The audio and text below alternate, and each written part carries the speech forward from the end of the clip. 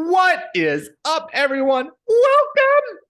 I am your humble host, Pete Rogers, joined by my fellow nerds. We have the resident old man, Clark Barnes, and the working girl, Jordan Smith. Guys, how are we doing today? Doing great, Pete. Doing awesome. How's it going? It is going, I will say. A little excitement at dinner. Charlie decided that she didn't want to have dinner. And so most of it ended up in all corners of the room. But they're asleep. They're happy. I cracked open a beer. We are on the good part of the night now. It's fantasy football time now. It's fantasy football time. Yes, Clark, you are correct. And I can pretend for just these next, 30, 40 minutes that I am still a young 20-something-year-old single man talking fantasy football with some bros. Well, as the resident old man, I don't like that 26-year-old remark, but otherwise, I'm excited. Let's get into it. Over on NerdBallFF.com, Jordan has his first round Dynasty rookie mock draft post the combine, but pre the draft. And we're going to look over it and we're going to use it to break down Jordan's top 10 rookies heading into 2023 fantasy football in Dynasty. And we'll just start right off at the top. Number one for you, Jordan, is Bijan Robinson, running back out of Texas. In this article, so people need to go check this out. In this article, you also include best fits that you like these players going to and where they could maximize their fantasy potential. I know you were very high on Bijan Robinson. You were one of the early people to compare him to Saquon in terms of his overall football acumen. Is there a team with a realistic chance of getting Bijan Robinson or drafting him where you would not feel super confident drafting him number one overall in dynasty drafts or rookie drafts this year? Ooh, that's a good one, actually, because I think that there are a few teams that might target Bijan Robinson where he might end up in a timeshare. And I think what you want when you do make this comparison to Saquon Barkley, which is just, it's lofty. Like, I know it's been overused. It's draft community has started shifting back the other way now. And now some people are like, oh, was Bijan Robinson even that good? Is he the first fantasy player? And I'm like, we're overthinking this. But in terms of fit, the only places I don't like are going to be where he has a timeshare. I mean, we've heard the Dallas Cowboys. Tony Pollard still has, we don't know about his injury yet, but at the same time, when Tony Pollard is going to come back, I think they're going to want to keep him around a little bit longer. Even what I have listed on the site too, I have Philadelphia as a fit. And I think that one makes me a little bit nervous too, especially if they get a full season out of Rashard Penny. I think Rashad could really just push him into an RB2 type of situation because Bijan is a rookie, but who knows? Another thing I just wanted to add to is that best fits, if you do go to nerdballff.com to read this mock draft, that the best fits are kind of related to where they might go if each of these 12 players went in the first round. So Bijan Robinson, I did not mock him or have a best fit as first overall in the draft because I don't think he's going to be the first overall player. But in fantasy, it's a no-brainer. Yeah. It feels to me that like we're still in this. We learned it from last year that we're still in this world of like you can have workhorse running backs in the NFL, and I feel like it actually. And Clark, you're one of our many resident tape grinders here on the show. It feels to me that like we actually had more backfields that used to be committees kind of emerge as just one guys. Like I think of like the Patriots with Ramondre Stevenson really taking hold of that. Obviously in Seattle, we had Rashad Penny, but then he got injured. And so Ken Walker took over and really locked that down. Like it seems to me that we're kind of re-entering maybe the phase in fantasy where you do have workhorse running backs who are reliable and get the vast majority of touches. And if that is the case for a guy with the talent like Bijan Robinson, and he goes to a team where he's going to have that role and that necessity, then yeah, I agree with Jordan. He's a no-brainer for number one overall in your dynasty rookie pick drafts. Yeah, I think we had more strong running back situations emerge last year than the year before, but I think it's still a relatively rare scenario where a back completely dominates the backfield, like Derrick Henry, like Christian McCaffrey did when he got on the field, like Jacobs did, because we still had people like Austin Eckler who absolutely dominated from a fantasy perspective, but wasn't getting like 95% of the snaps. So I think Bijan is another one of those guys that even if he goes to a place where it's a bit of a timeshare, it won't be long that it's a bit of a timeshare. He's really that good. There's an ebb and flow to the dynasty season, and if you just pay attention a little bit, you'll see it. People are already starting to talk about how the 2024 class is going to be better than this one, and so they need to jettison their 2023 picks, and that may happen. But that happens every year. It happened in 2020. It happened in 2021. And then we ended up having fantastic 2021 and 2022 draft class. So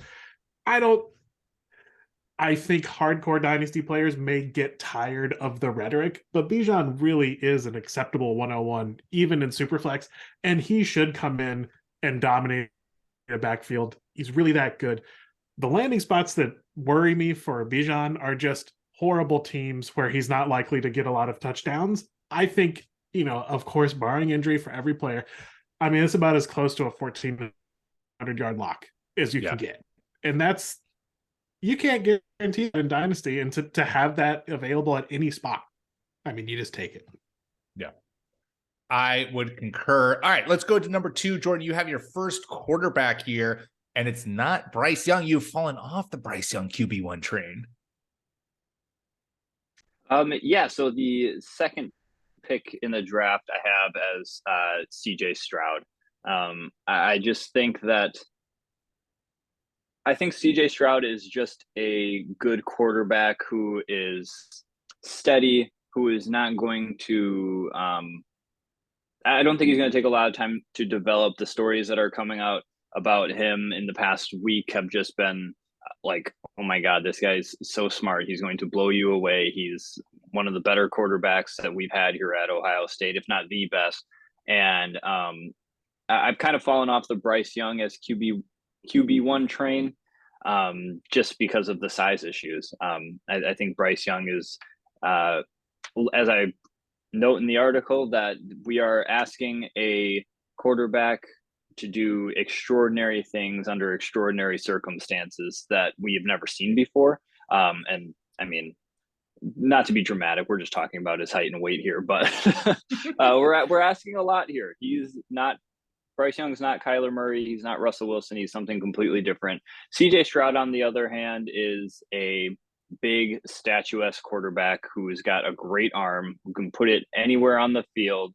I know he's been rocking with essentially 4 all-pro wide receivers these past 2 years, but I don't think that I think that their success is also commensurate with CJ Stroud's success. I don't think one is causing the other. I think they are both lifting each other up, and help put CJ Stroud in a situation with pro pass catchers like at Ohio State, and I think he'll be just fine. I have him going second in the mock as well, because for Dynasty, for Superflex, it's really hard to nail down that second QB. So I think that there's a chance that he looks so steady, like that he might be a good pick there, or he could be Josh Rosen. I could be wrong. No, I think so. Go ahead. Go ahead, Clark. You take this away. So for Superflex, 102 is when it starts to get interesting, and there may be someone that we talk about later that I might squeeze into 101, but it's, I wouldn't argue about it. CJ Stroud is, other than games started, just your like an absolute prototypical can't miss Bill Parcells. This is what a quarterback looks like. This is what I want out of a quarterback. Kind of in the vein of Trevor Lawrence. If this guy's just really, really good, he might take a couple of years. He's going to go to an absolutely dog awful team. And so there may be a little bit of growing pains, but I mean, I think CJ Stroud said this in an interview. It's like, well, you always look like you throw to your first read. It's like, well, yeah, they're open. So what do you like? What do you want me to do? I think that he's going to develop. Jordan, like you said, we don't have. I mean, it is incredibly difficult for the NFL to judge who's going to be good, but CJ Stroud seems like absolutely the safest And that's not a knock, meaning his ceiling is low, but he does seem like a very safe 102. Yeah. Yeah. I like that a lot, especially for Superflex. You have the Panthers, Houston, and the Colts as the top 3 fits, primarily because those are the guys who all need quarterbacks.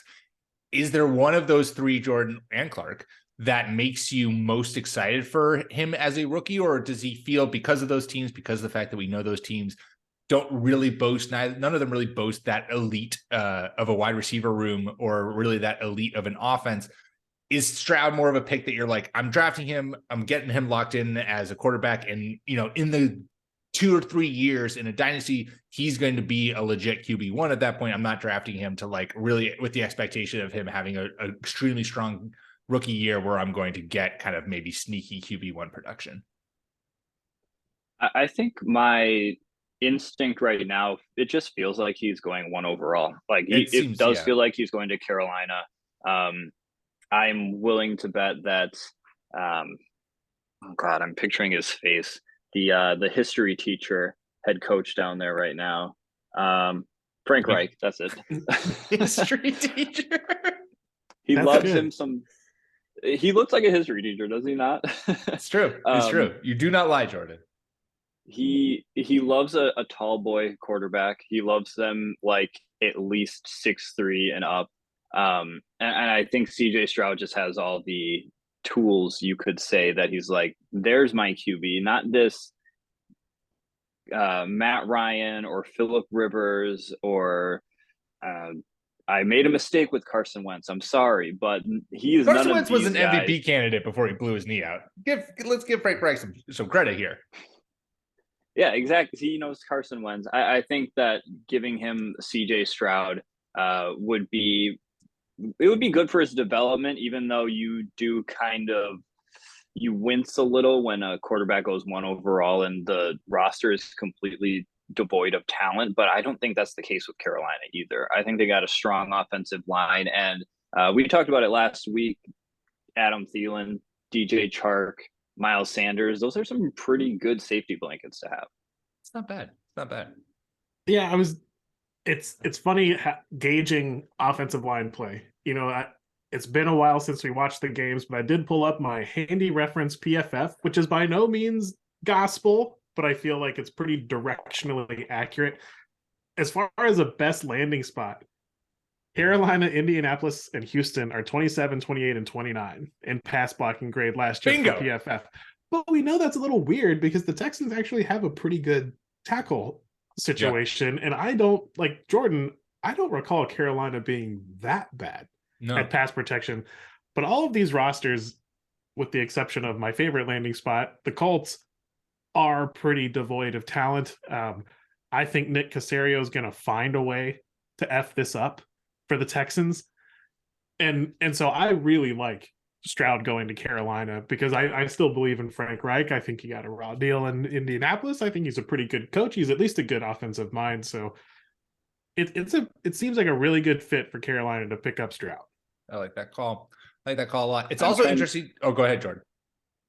I'm trying to, just based on those teams, it made me immediately want to look up or try to find the stats. I don't know how to find the stat though. How long the quarterback holds the ball in the possession, because it's Sam Darnold sitting there patting the ball. I'm thinking Sam Darnold, Davis Mills, and Matt Ryan, and whoever else these guys like this. They weren't the only quarterbacks playing for them last year, so I think they were holding the ball a little bit. This is how far the NFL season feels to me. Is that I boggles my mind that Matt Ryan was the Colts quarterback last year. Is that true? He was the majority Colts quarterback last year? I feel like we're years removed from that. Mea culpa. I was excited about Matt Ryan being the Colts quarterback. Hey, I mean, Matty Ice still had a little bit of juice in him in Atlanta before he left, and then just it crashed and burned.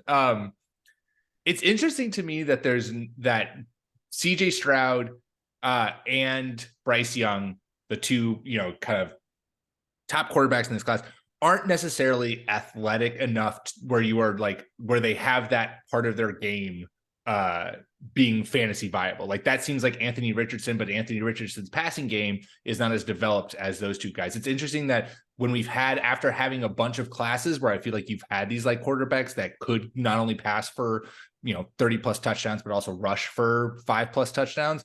It seems like CJ Stroud and Bryce Young are maybe a little bit a step away from that, which is just an interesting trend that I noticed. Maybe a little bit less, but I think they are both young, athletic men. Of course. Who, like, compared to Anthony Richardson, no, but they're mobile. Yeah. And well, of like course. Trevor Lawrence mobility. Trevor Lawrence can scoot a little bit. And I think they both have that. Scooty. Yeah. And but Jordan mentioned this and we'll get to it. The scary thing with Bryce Young is the size. Yeah. Playing in the NFL is hard. It's even harder if you're small. It doesn't mean that you're not going to make it. Obviously, there are examples of people making it, but boy, it's already very hard. The deck is stacked against you. Yeah, but he is super talented and might beat the odds. I don't know. That's why it's so fun. 102. What's going to happen in your leagues at 102? Nobody knows. No one knows. Yeah. 103. So your number 3rd player, you got Jahmyr Gibbs, running back out of Alabama. Number 2 in the draft. Yes. You're pretty high on him. No, go ahead. Yeah, pretty high on him. If Bryce Young is not the first Alabama player to go off the board fantasy wise, it's going to be Jahmyr Gibbs. I think he's got a little Aaron Jones to his game, and I think that's pretty fun. Only because he's a little light. He weighed in 199 pounds at the combine. Like, my goodness. I guess if we are picking nits, you want him to be over 200 pounds, but I do like to remember sometimes with these college athletes that their bodies are going to change. They're just when their full-time job is to work out. When their full-time job, exactly, to work out, go to training camp and learn and exercise, and like once they actually get professional nutritionists and things like that, which I'm sure they have a lot of that good stuff at Alabama, but he's just going to, I think, put on a little bit more weight. He's just really explosive too. He ran a 4.36 in his 40. But I still think that he can still show out a little bit more than just long speed, I guess is what I'm trying to say, because his splits weren't all that great. He's really dynamic. He's got size, he's got determination, and he would be the best back in this class if it wasn't for Bijan Robinson.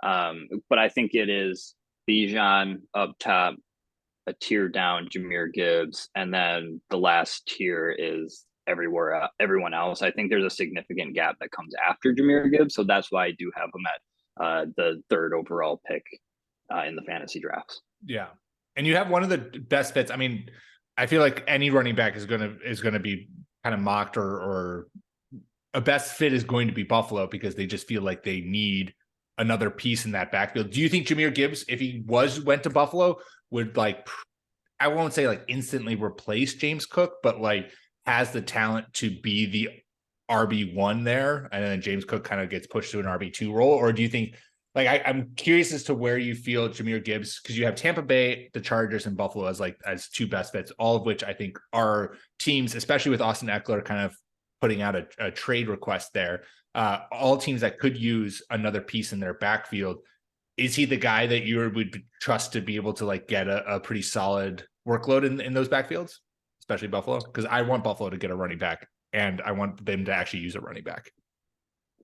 I think shocking as a Patriots fan. Out of those 3, I honestly think Buffalo might be my most worrisome, because with the addition of Damian Harris and then that's James why Clark Cook, was giving me the shocked face. You're right. I think that Jahmyr Gibbs has a better chance of eating up the same sort of numbers that James Cook and Devin Singletary were getting last year. Yeah. That sort of role. However, I do think that Buffalo they really are trying to take as many shots at this position as possible, because they have signed a lot of people and they've drafted a lot of people in the next few years. But yeah, I was thinking too, I got to come up with some sort of it's an award for these playoff teams that you know what, we're set in other places right now in the first round. We want to get this this bonus piece, this running back. Like nobody drafts running backs in the first round, but when you do, it's like just like an extra cherry on top. Clyde Edwards-Helaire in the first round for the Chiefs. Exactly. The CEH award. The CEH Memorial. Our team is already good. Let's add another weapon award. CEH Memorial Award. I like it. I like that. They should have drafted Jonathan Taylor. Yeah. Oh boy. Yeah. The mistakes were made with CEH. Okay. But our hearts were in the right place.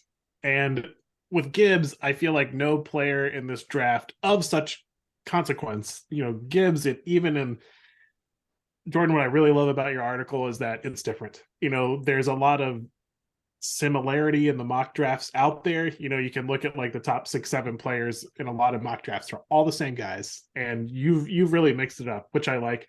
For me, Gibbs is an absolute landing spot dependent fella. I mean, if he goes to play backup to some big running back, I'm going to be so sad. But I've seen him mocked to the Dolphins, and it's like, well, you might be getting picked over one of the quarterbacks I really like, because that's just so enticing. And then I, of course, question, am I making the Clyde Edwards-Helaire mistake again? I just don't know. Oh, we never know. We never know. But it does feel like that he has all of the pieces to be to win the CEH Memorial Award. Right. I like this award. We're making this a thing. This is going to catch on.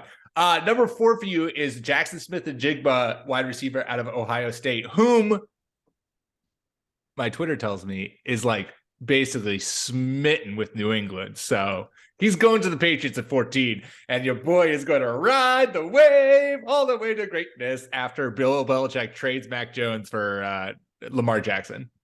Tell me no.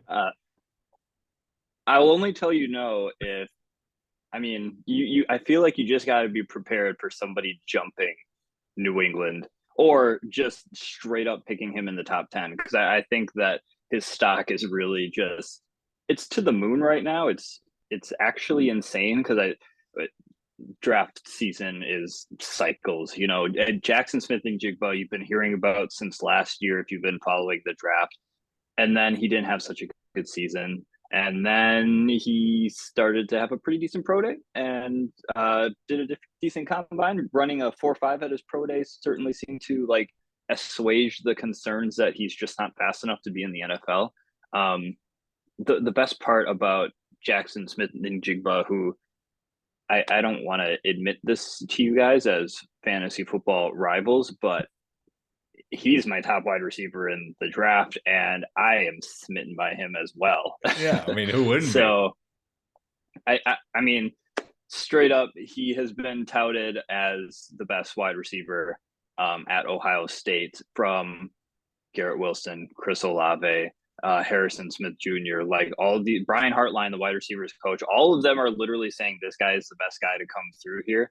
And the dude he creates space. He's so shifty. He's going to play in the slot a lot, but I think you can still line him up as the Z wide receiver on the outside and just, you can have fun with him. I think his routes are pro ready. It's not the choppy, like the Jerry Jeudy sorts of routes that we just kind of associate with tactician, but a little bit overly tactile.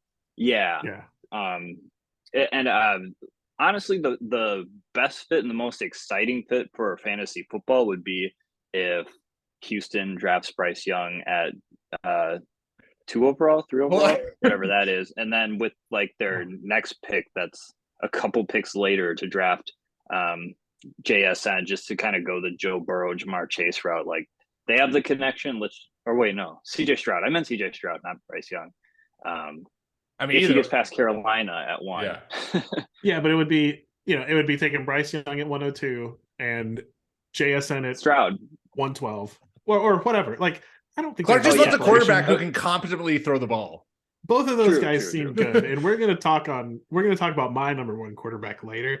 But in 1 quarterback leagues, I think Smith-Njigba is pretty much unquestionable 102.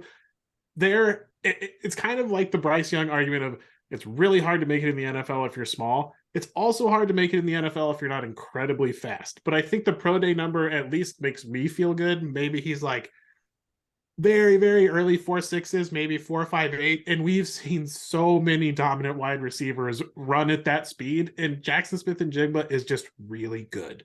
Everyone who talks about him he's really good. He's relying on being better at football than the people he's playing against. And there have been so many guys that have torn it up. We've got Cooper Kupp recently, DeAndre Hopkins, Keenan Allen, Jarvis Landry. All of these guys weren't burners, but they had fantastic careers. And I think that that's what we're in for with Jackson Smith-Njigba. He's not going to be the next Calvin Johnson. Nobody's the next Calvin Johnson. But in a class of very undersized prospects in general, he's 6'1", 200 pounds. He's good. He's the right size. I'll take a quarter of a step slow for somebody that's that good. Yeah, Clark is all in. The Texans draft that Jordan just described made Clark see God. My heart just skipped a beat, which is a medical problem. But which you should get that looked at. As a resident old man, Clark, that's dangerous.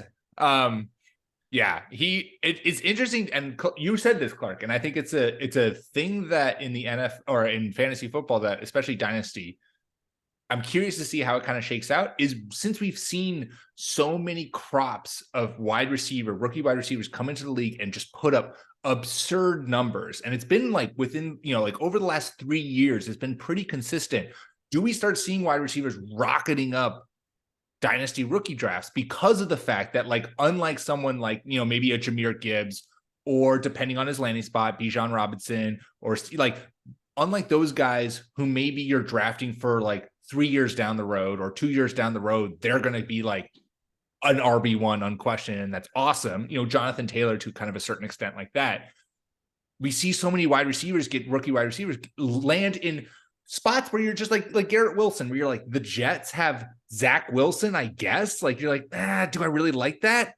But Garrett Wilson is so fucking good that he can just put up numbers regardless of who's throwing him the football. And if you got him in Dynasty, you're like, boom, set. That is a wide receiver 2 at the minimum locked into my roster for the next 5-10 years. So I'm curious to see whether or not we see wide receivers start really rocketing up rookie Dynasty drafts because of the fact that we've seen such high production from their rookie year, regardless kind of what shitty scenario they might fall into. Yeah, I think we're seeing that this year. I'm not like down on this class. I don't think they're bad, but I have way more running backs after JSN before Quentin Johnston, Jordan Addison. And again, not like I'm some savant or anything, but I think that's been absolutely shown in mock drafts this year, is we're really squinting hard with these little wide receivers going, but they've been really good lately. Mm-hmm. And I don't know if that trend continues. Wow, well, we're going to just start some beef right here, because Quentin Johnston and Jordan Addison are Jordan's 5 and 6. And so Clark and Jordan are going to fight right now. I'm going to just step aside, I'm going to mute my microphone, and we're going to let the two tacticians go to work.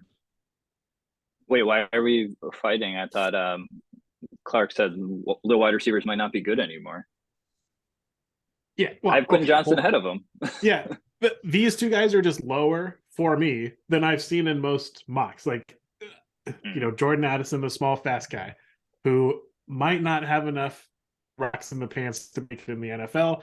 And then Quentin Johnston, 6'3", runs fast, but not very good at catching the football, which is very important as a wide receiver.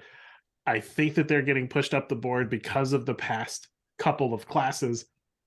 Having said that, oh man, I hope they're successful. But, if I'm at 104, 105 in my non-superflex leagues, I'm trying to move back to 108, 109-ish, pick up an early second, maybe throw in a second year for first next year, something like that.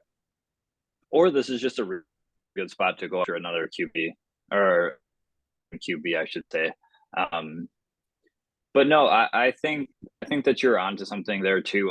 I'm worried. These guys have like some pretty glaring red flags to me, which is why I push them so far down. Is like Quentin Johnston. He really is a gifted athlete. He's fast, but he can move laterally really well. He's got really movable hips.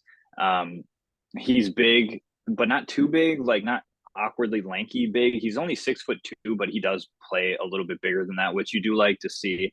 You would just like him to win some more of those contested jump balls, and some of those where he might just be wide open, like things that can be fixed. Hopefully, hands in the NFL level can be fixed. Focus, however, is a little bit more difficult for people to hone in.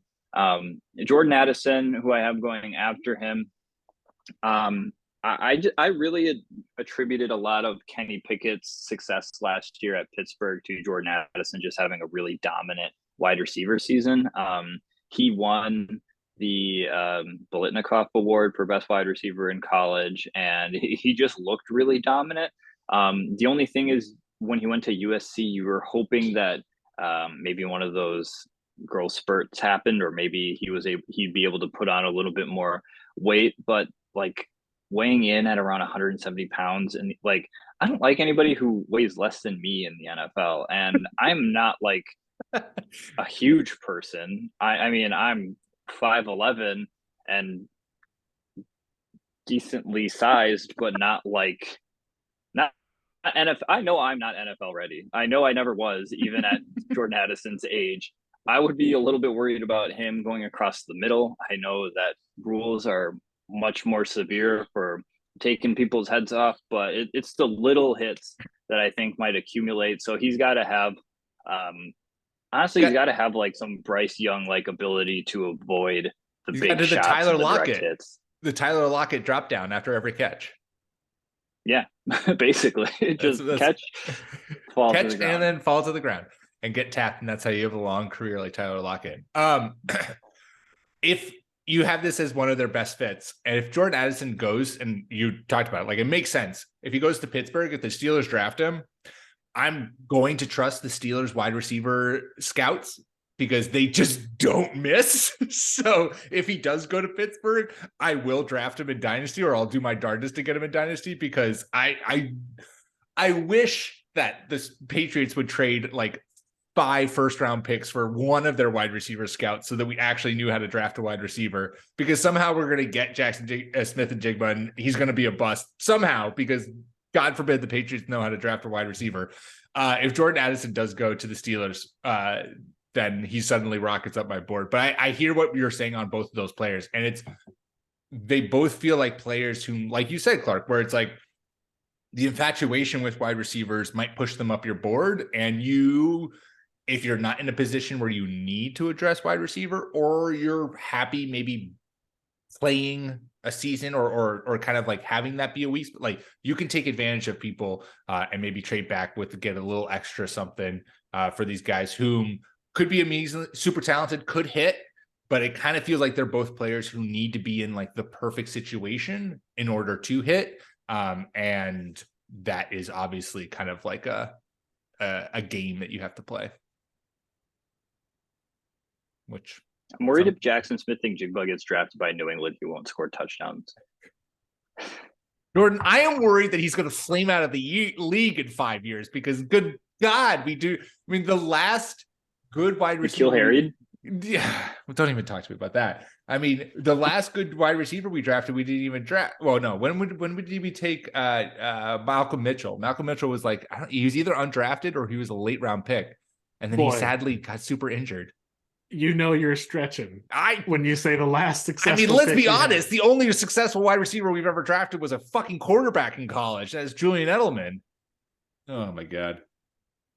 Yeah, the Patriots landing spot. I've seen JSN go there. I've seen Bijan go there. I'm just like, no, don't like it. If Bill Belichick drafts Bijan Robinson at 14 overall, it's time to retire, buddy. I'm sorry. Bill O'Brien's going to run the ball on first down. At least you know he's going to get his touches. At least. It's true. At least you know he can get. I mean, the offensive line isn't terrible. Okay, let's go to number 7, because I want to talk about Anthony Richardson, because Anthony Richardson feels like the epitome of the. This is how I drafted Dynasty, or you're just like, throw the dart. If it hits, you have the top 3 QB for the next 10 years. And if it doesn't hit, okay, so you burned a draft pick and you're screwed. But I think that Anthony Richardson, I want to say depending on his landing spot, but maybe not even depending on his landing spot, is a guy who I think I'm going to be trying to like kind of nab in a lot of drafts because of the fact that like, God, if he hits, if everything clicks for him, even if it takes a year or takes 2 years, like, you know, if he does a Patrick Mahomesium where he's like on the bench for 2 years, like you have Detroit as someone here. Like maybe he sits behind Jared Goff for 1 or 2 years and then he comes in and it's like, man, I will take those 2 years of him not playing to sit on my dynasty bench, because if it hits, oh man, it's going to look good.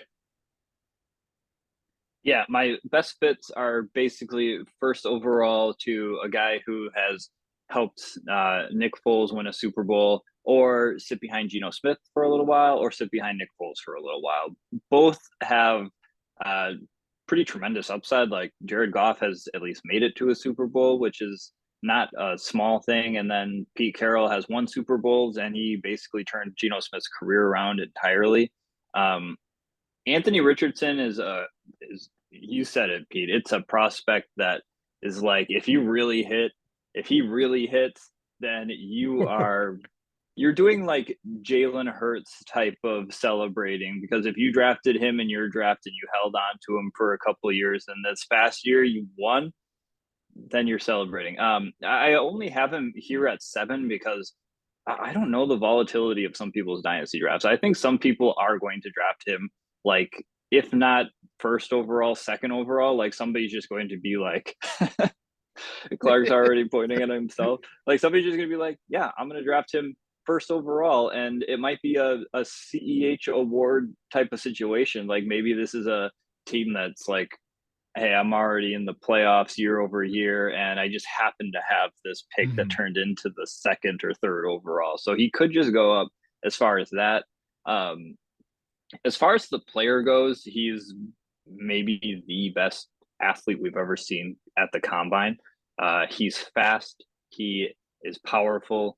He can jump out of the building. I say in the article, he is like the first quarterback who generally could play a number of positions in the NFL, and not in the way that's like, and it's not racist.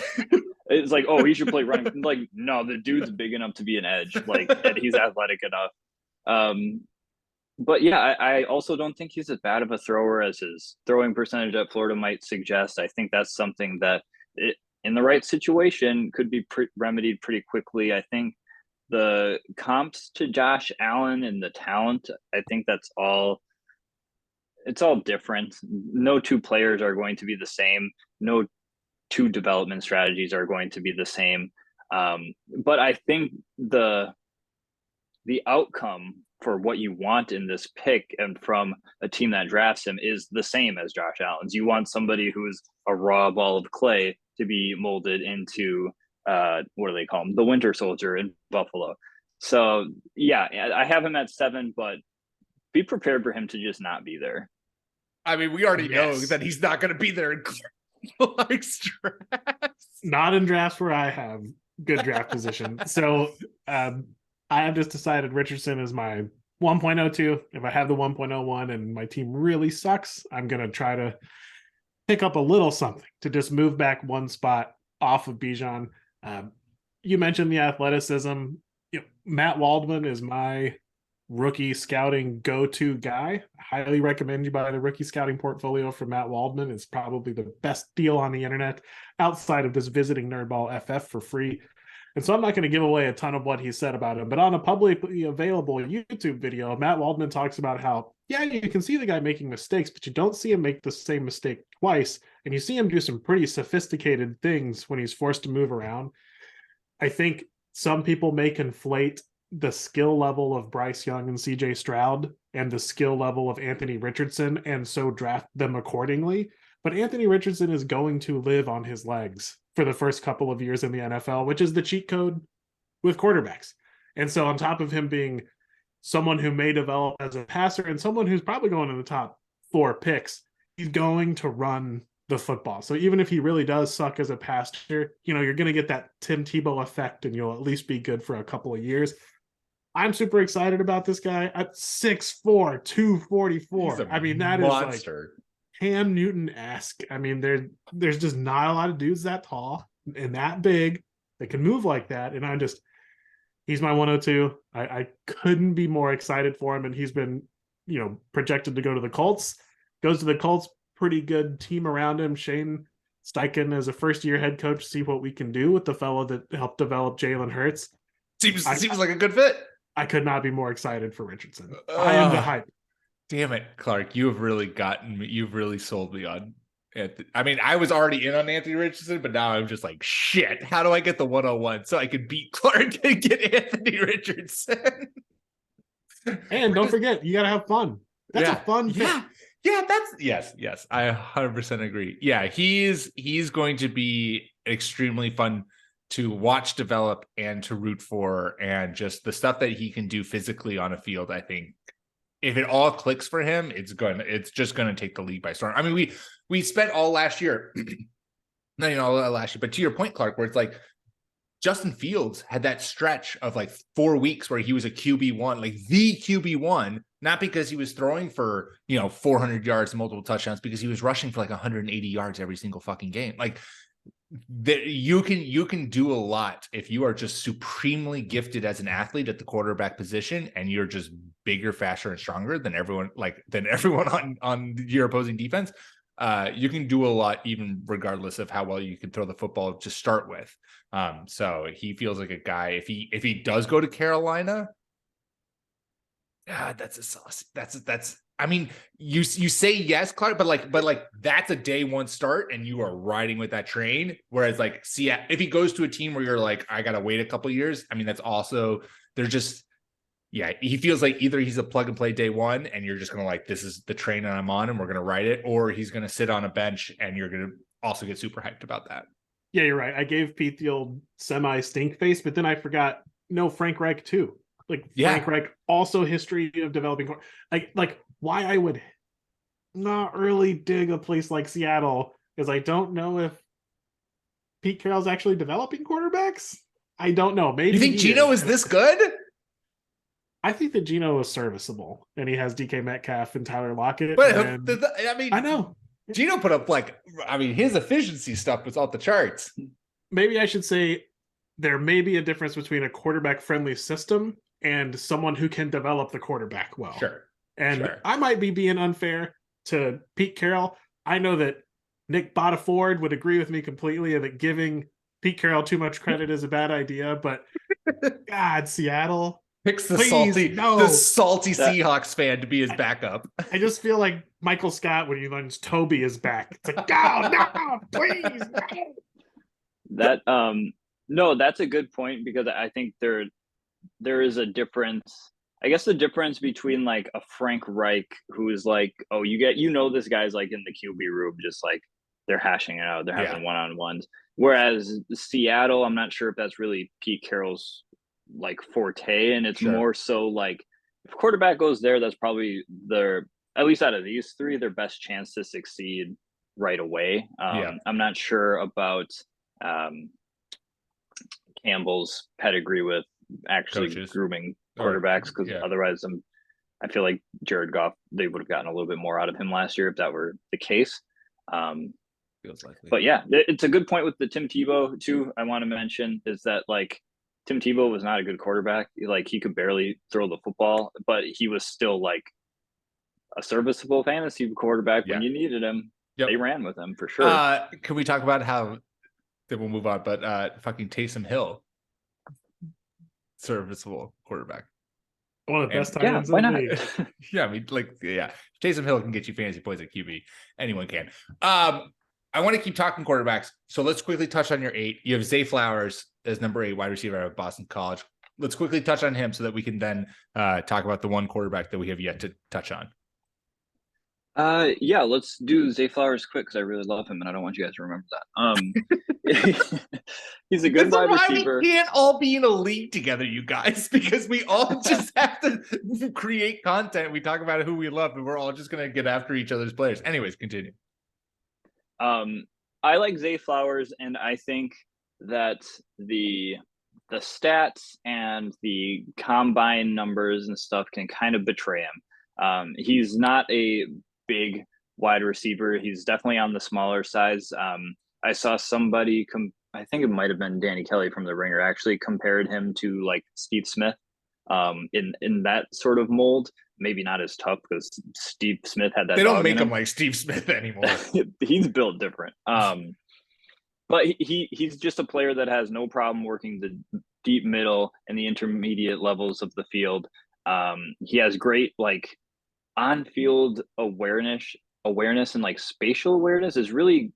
I was trying to figure out a better way to describe this in my writing, but it just seems like when he catches the ball, he knows which way he's going to turn or like which way is the best angle. It just seems like he's watching the game from overhead and he knows where the open space is going to be. And that's where he finds it and that's where he gets away from people and that's where he makes big plays.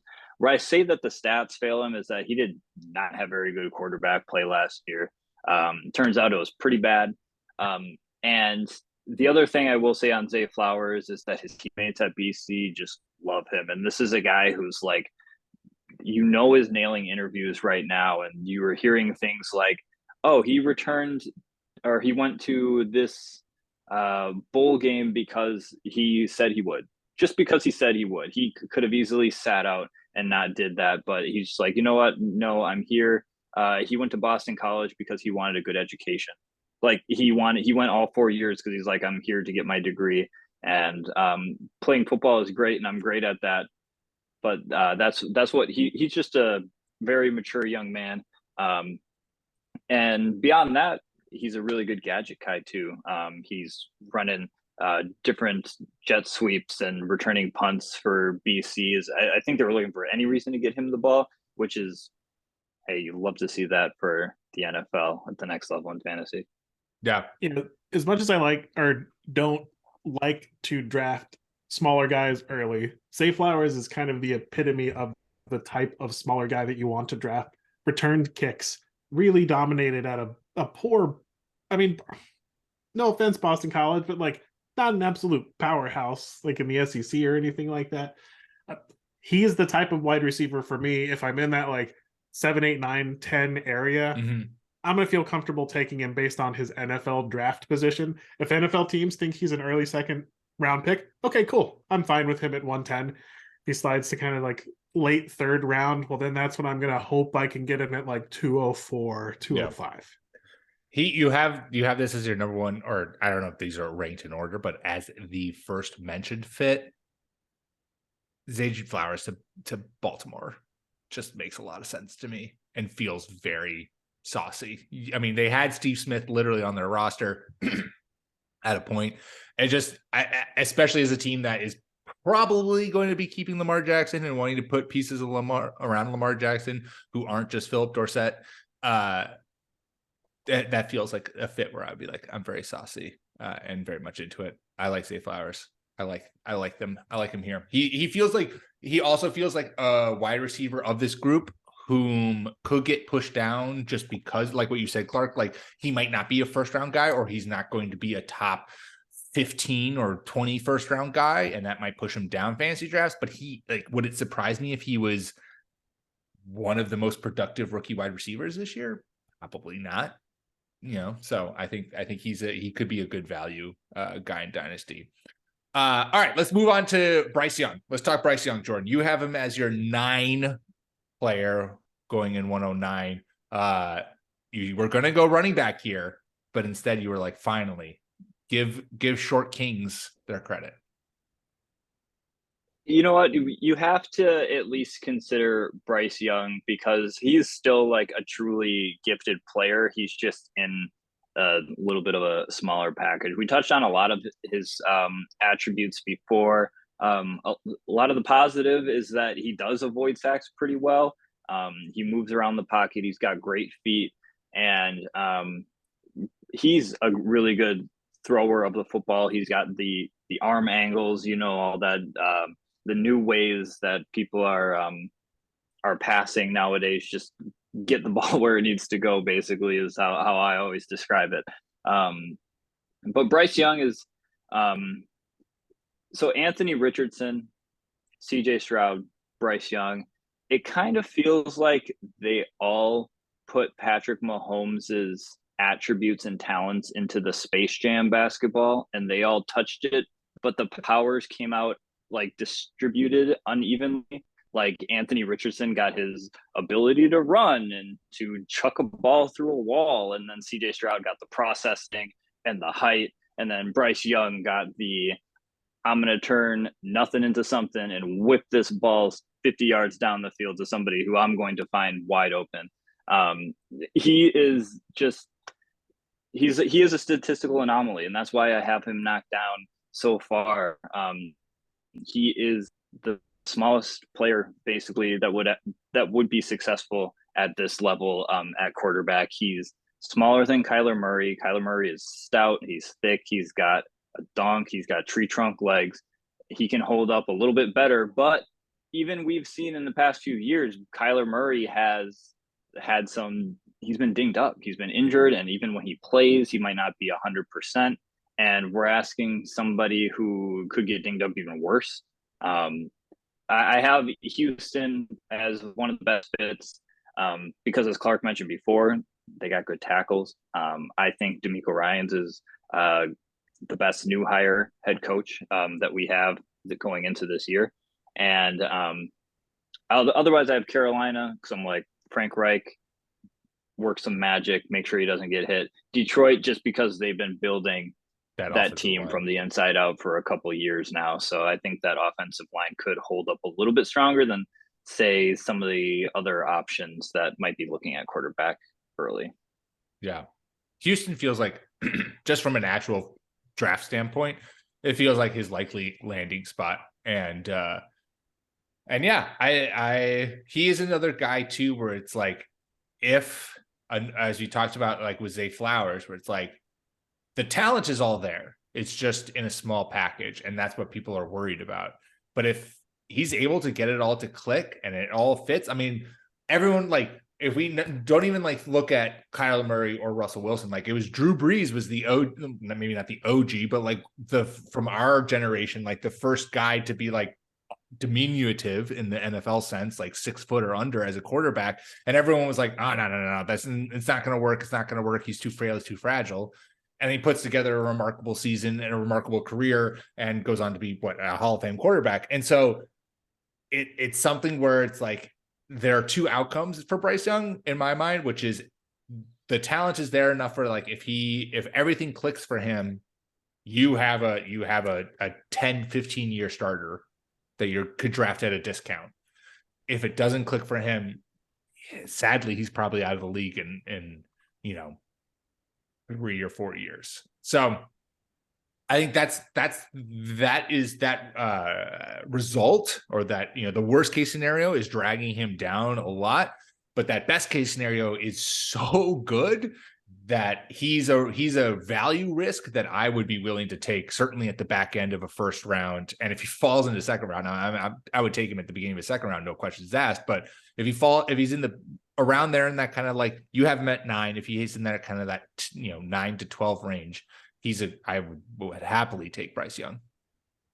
Yeah, in one quarterback leagues, I don't think any of the guys we've talked about at quarterback are worth drafting outside of Anthony Richardson, probably like 110, 111, and you're still stretching.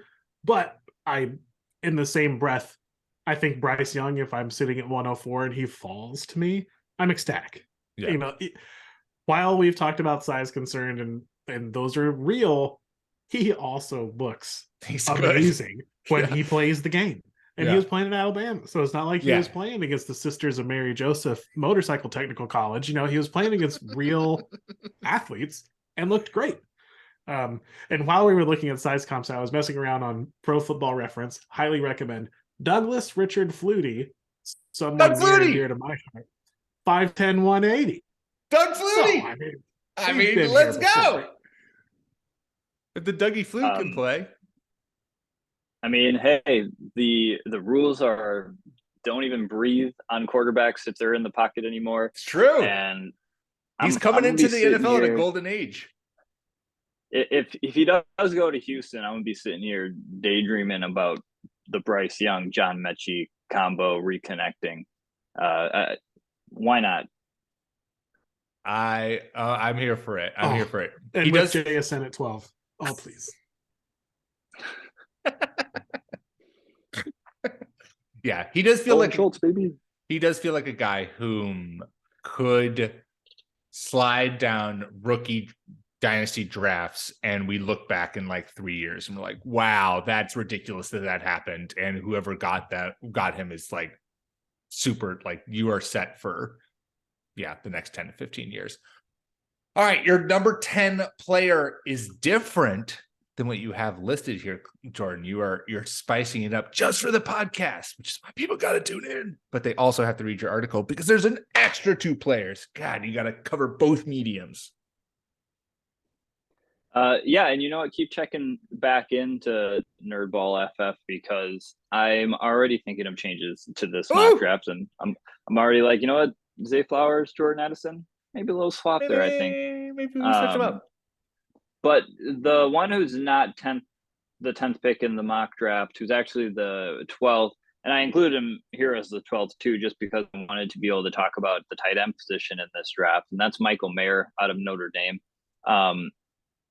I don't think the tight end hype has gotten too out of hand. I think there are a lot of good tight ends in this draft. The hard part is going to be where to value them, because we aren't really going to know how much the NFL is going to value them. I've seen a couple mocks with like 3-4 first round tight ends. I'm not sure if the NFL quite is at that level. I'm also not sure there are that many talented players that are like, you're talking about pushing other premium positions down the line when you get to 4 tight ends in 1 first round. But basically, Michael Mayer is the do-it-all tight end. He's not exceptional at any one thing, but he is really, really good at a whole bunch of things. He's the guy that you can send out there to block. He is really good in contested catches situations. So I think that if he does go to a team that doesn't already have a tight end one, he could be instantly catching touchdown passes for that team if they are good enough to at least get into the red zone. So very, very landing spot dependent, I would have to say. But he's definitely one of the best tight ends that we've seen with first round potential. We haven't had, Kyle Pitts a couple of years ago. Other than that, it's TJ Hawkinson.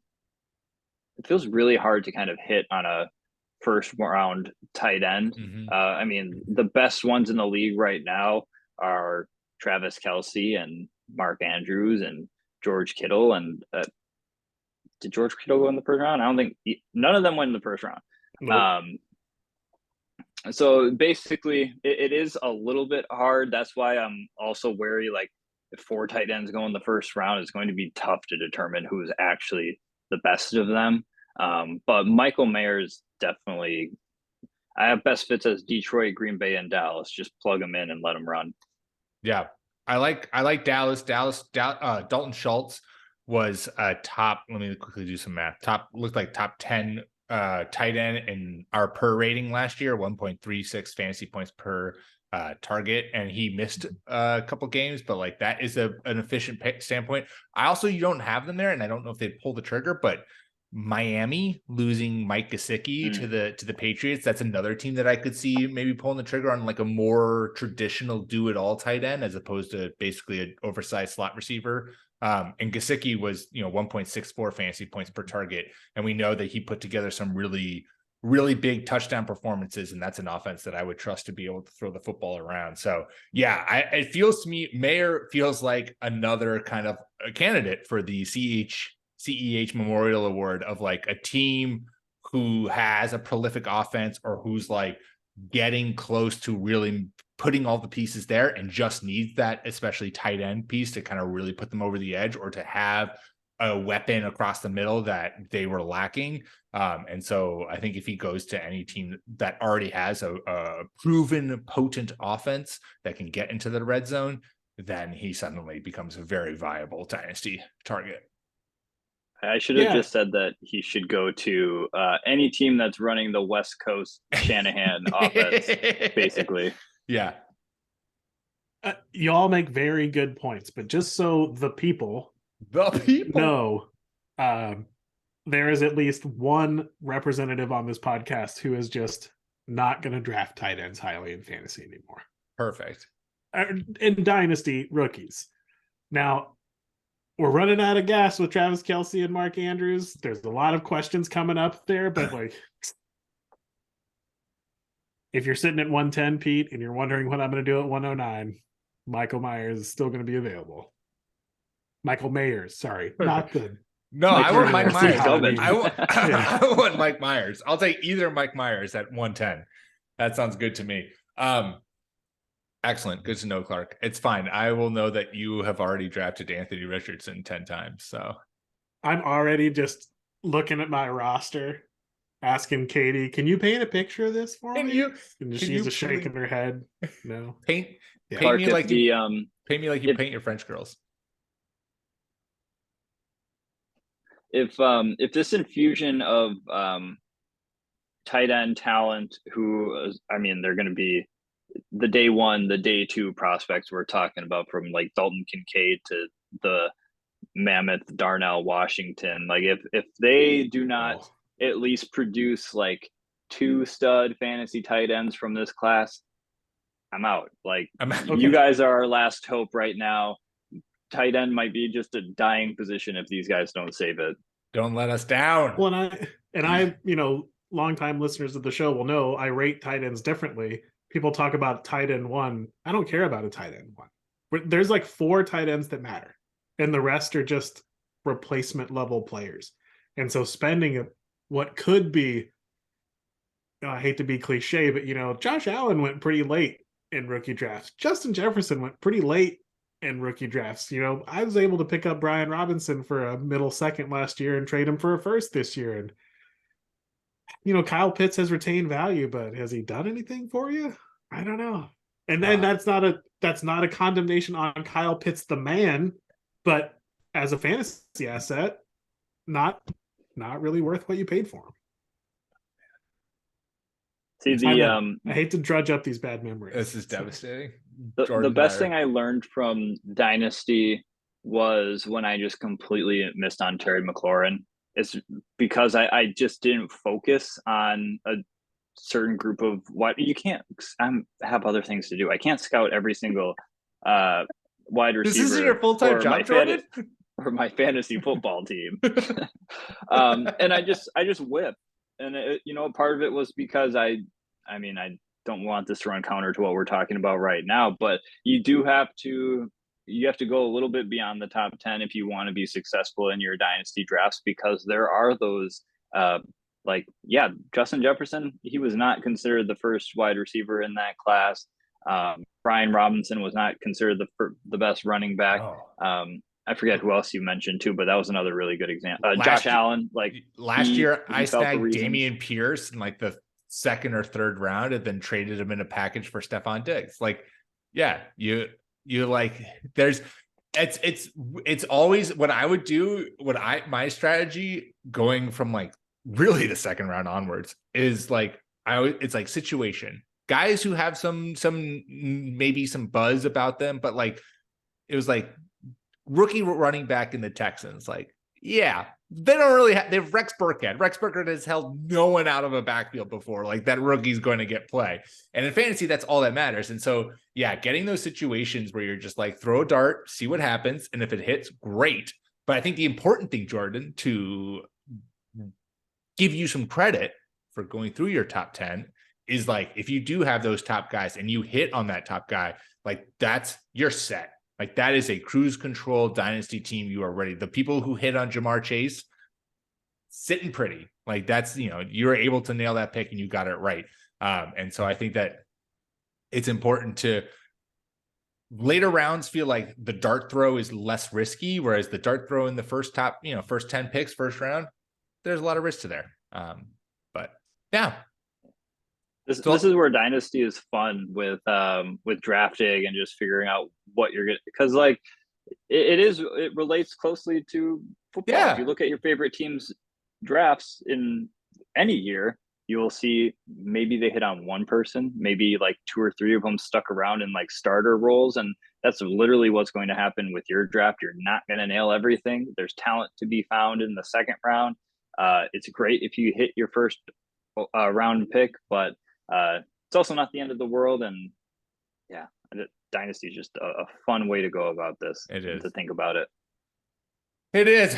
It's a lot more work, but it's a lot more fun, baby. And that's how it does. So make sure you go check out Jordan's full article at nerdballff.com. And like he said, he's going to probably be updating it too. So make sure you check in closely. That's all we got for you this week. Make sure you rate and subscribe to the podcast on your podcast platform of choice. And go follow us on Twitter at NerdBallFF.